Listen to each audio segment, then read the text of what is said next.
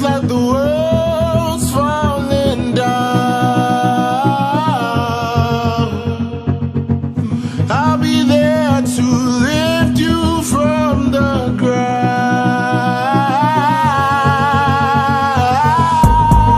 Don't be afraid, just let me in. Love me and down. All that I say, your pain in the lies and all your secrets.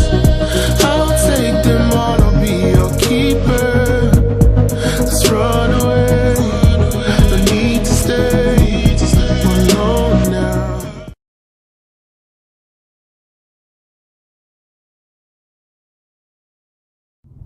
Hey everybody, it's Marquita Me, Hannah. and Hannah in Savannah. Make sure you got your arms in, Savannah. Get your arms. Hannah, is your bottle closed? No. Yes, it is. Not even coming in. Mine is closed too. Okay. Good job, baby. I was coming here doing a bit of a rant video. Not really a rant video. Well, I was, Gary. You're laughing. Okay. You don't even know what it's about. Okay. The rant video is like I said, we're leaving gymnastics. So while we were sitting at gymnastics, there was this woman that was sitting in front of me, and it wasn't until her granddaughter and her granddaughter's friend got done that made me the most mad. Just leave it. Just leave it, Savannah. Well, take a sip and then put it in your cup holder, right?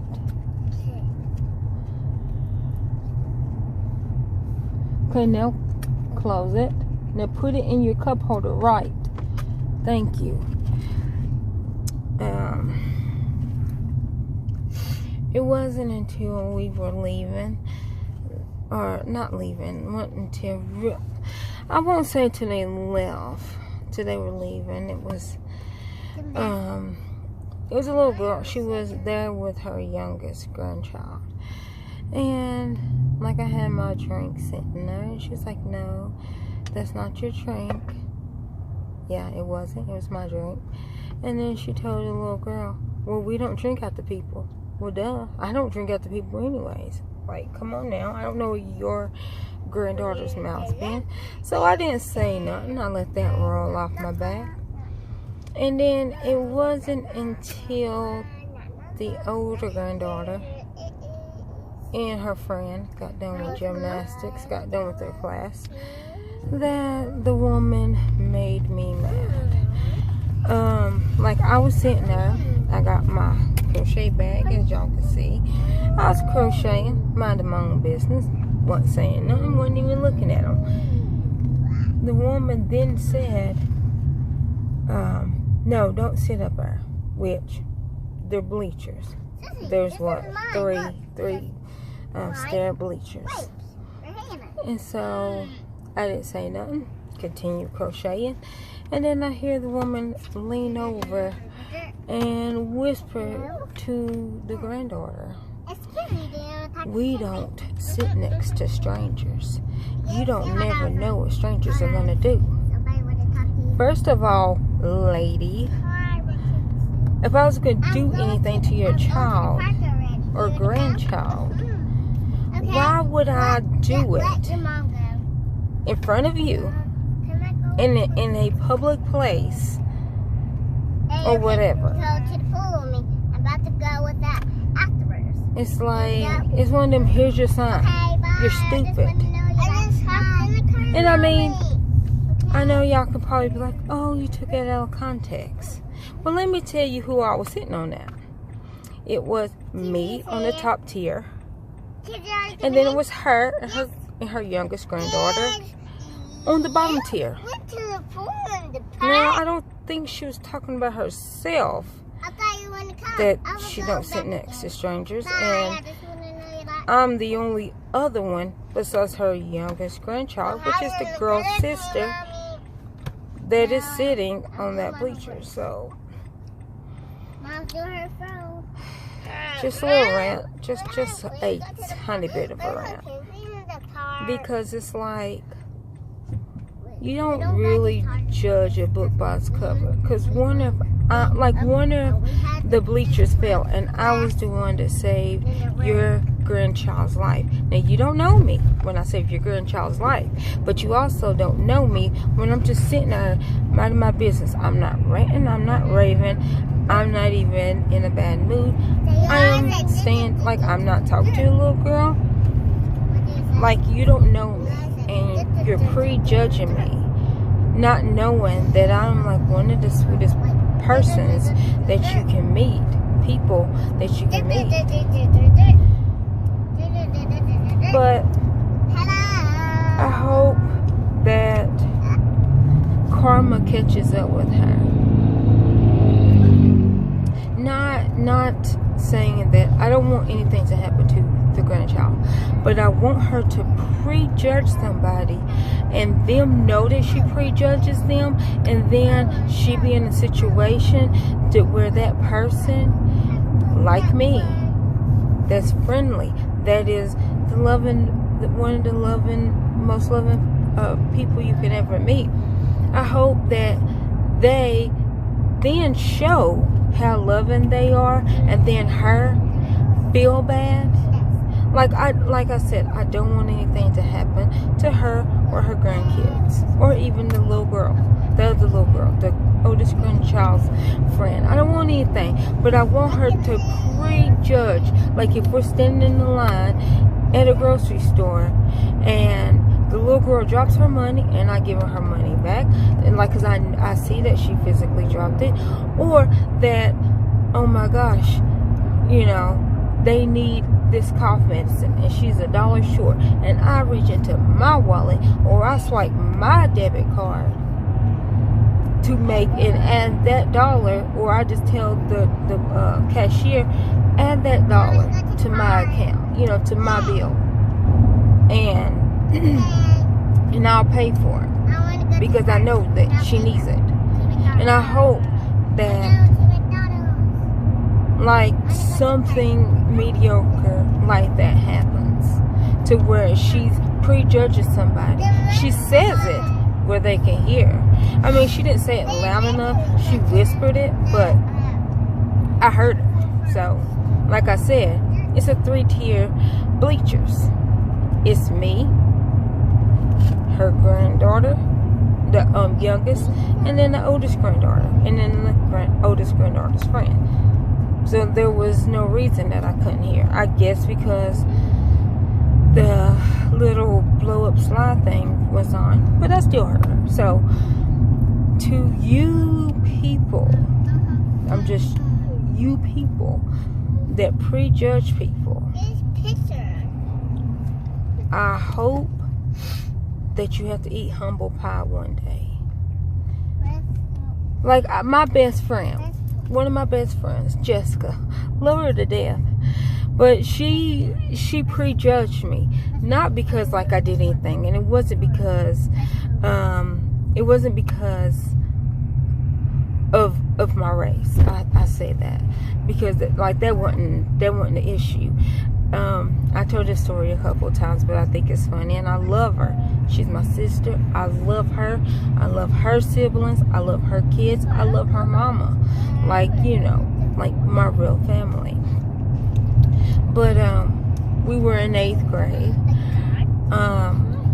And I was standing in line, and like when I focus, I, you know, frown my brow. So I'm sitting there, and I'm standing in the lunch line, and I'm looking, and I'm trying to figure out, okay, I see that they have this. Let me see what all they have.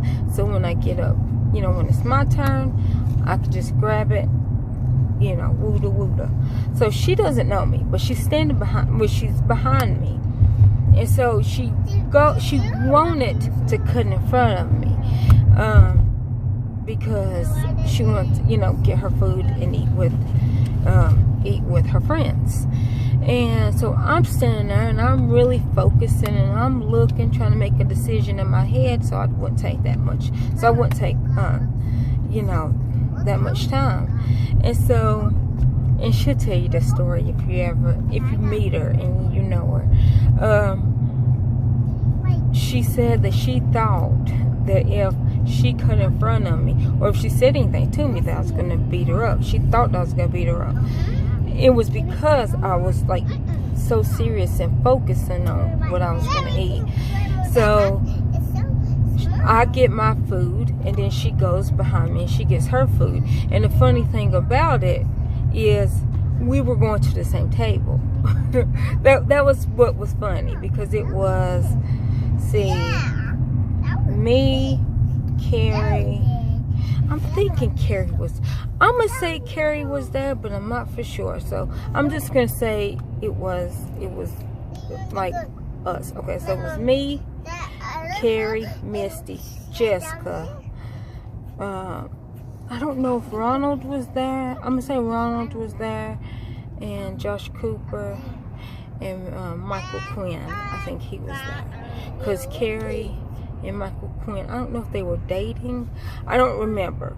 But it was all of us at this table. Now, this table is, I don't know if they still have them in school, but it's the type of table that there's only 4, there's like the chairs are built into the table. So there's 4 little round seats. So it's, 4. And so by default, only 4 people could sit at that table. Well, we shoved more than 4, but and at that time, because I forgot, I think Jessica had to pay lunch. It was like a couple of them. So I don't remember. I know it was 2 people at the table that had to pay, but maybe it was Josh that had to pay. Like, I don't know. It was 2 people that had to pay for their lunch. And so what we did was everybody got lunch. All the people that was on. What, Savannah? You don't throw stuff. Everybody that was on free lunch, we got our lunches. We then brought it to the table, and we, split it up between all of us. That's what we were doing. And so, but it was funny because it wasn't until like years later that she told me, that story. And I was like, oh my gosh. She's like, I feel so bad that I thought that of you, because, you're one of the sweetest people, love her, when I very first met her mama, her mama was pregnant. And so, with Jessica's little sister, Jerica. And so her mama didn't prejudge me. She was just like, oh my gosh, you got some, some wonderful friends, because me, Carrie, Jessica, and Misty always hung out. Well, them 3 always hung out. I got to hang out every once in a while. Maybe it was Michael Roth. It might not have been Michael Quinn. It might have been Michael Roth. I don't remember. But yeah, so that story to me is funny because she prejudged me because I looked at like I was mad. But I love her to death. I love her to death. The happy ending to that. Like, I love her to death. I love her kids to death. I love her husband to death. I love her mama and her, sister, her little sister, and her 2 little brothers. Love them to death. So yeah, it's just the moral of the story, and the thing I hope everybody gets out of this is, don't judge somebody because of how they look and you assume. Because if you know me, that's like one of my biggest pet peeves. I don't like for anybody to assume anything. If you want to know, I'll tell you. Like, I'm an open book. And so, like, don't assume because I'm sitting there crocheting and I'm by myself, like, that I'm going to do something to your grandchild. Especially in public, around you, Like in period. Like that's not me. But anyways, I'm gonna edit this gymnastics video and I'm gonna upload it. But y'all have a good rest of the night. I just thought I'd have a tiny little rant video. I know y'all know how I talk. My videos never short, but anyhow, have a good night.